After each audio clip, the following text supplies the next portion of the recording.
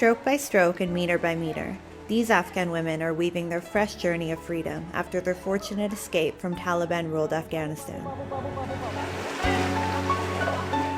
However, thoughts about their families and loved ones not lucky enough to have made their way to Sydney or other different countries continue to haunt them.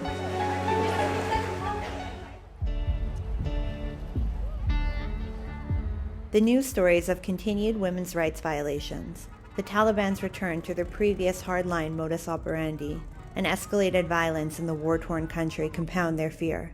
Their fears are well-founded. Thousands of miles away, in their native country, the human rights situation becomes more grim by the day.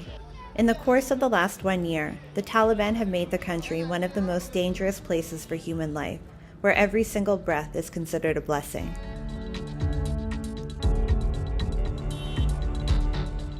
Under the 1-year Taliban rule that began amidst chaos and uncertainty last year, all that the country has experienced is a subjugation of rights, state-imposed restrictions, targeted killings, and a spike in the number of terror attacks.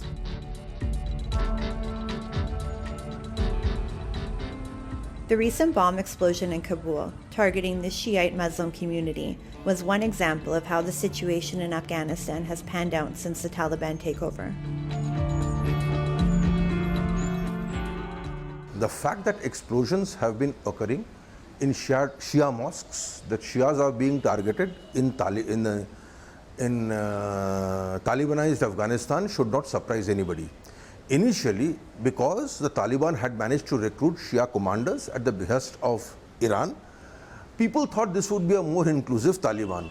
I think that has been shown to be false quite some time ago. And so if in Taliban-ruled Afghanistan, Shiites are being targeted, it's not surprising at all. The Taliban leaders have been boasting about their self-proclaimed achievements towards restoring peace in the country.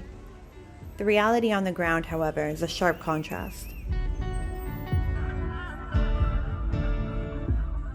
Observers say the Taliban are not equipped to provide even moderate-level security to the citizens, let alone save them from any outsider attacks.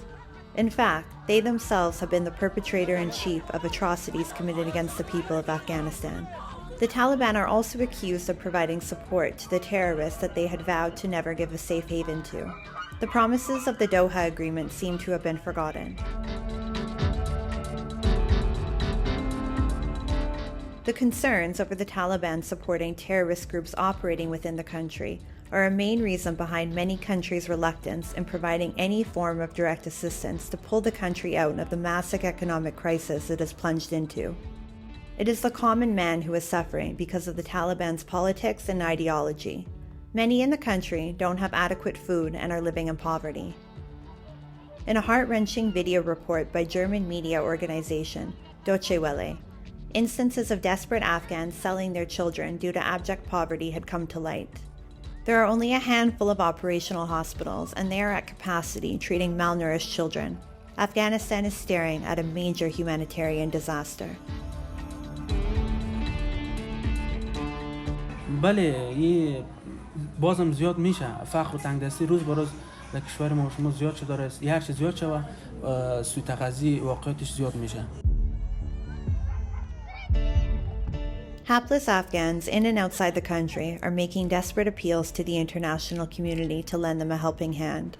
The looming hunger crisis has the potential to push the country further into collapse in the coming times.